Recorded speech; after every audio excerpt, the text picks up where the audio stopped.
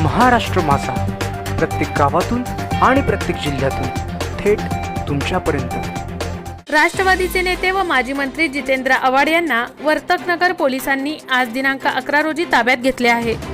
हर हर महादेव चित्रपटावरून मॉलमधील मारहाण प्रकरणी त्यांना ताब्यात घेण्यात आले आहे।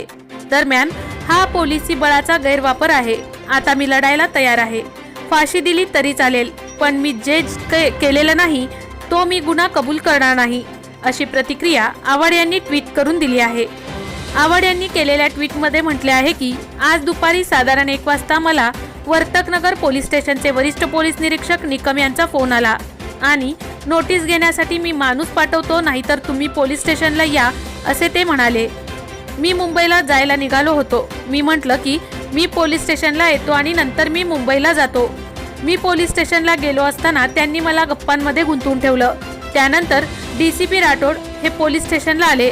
त्यांच्या डोळ्यात आणि चेहऱ्यावरती अस्वस्थपणा दिसत होता, हतबलता दिसत होती।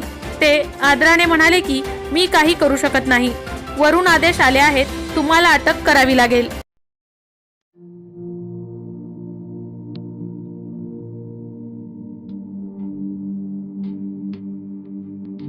मोठे वेणगाव येथील आयुष्य फार्म हाऊस, जिथे तुम्ही घेऊ शकता तुमच्या परिवारासह सुट्टीचा आनंद। निसर्गाच्या सानिध्यात आणि कर्जत शहरापासून अवघ्या हाकेच्या अंतरावर असलेलं आयुष्य फार्म हाऊस पर्यटकांसाठी सज्ज आहे। राहण्याची व जेवणाची उत्तम प्रकारे सोय, तसेच स्विमिंग पूल, रेन डान्स, एसी रूम, खेळण्यासाठी ऐसपैस जागा, गेम आणि आकर्षक गार्डन तसेच सर्व सोयी सुविधा उपलब्ध। पत्ता मोठे वेणगाव, कर्जत, रायगड। बुकिंग साठी संपर्क भाई गायकार 88 88 38 11 11, अभिषेक गायकार 88 88 37 11 11, अवंतिका गायकार 77 20 04 56 78। तुमच्या परिवार आणि मित्रांसोबत सुट्टीचा आनंद घेण्यासाठी आताच बुक करा आयुष्य फार्म।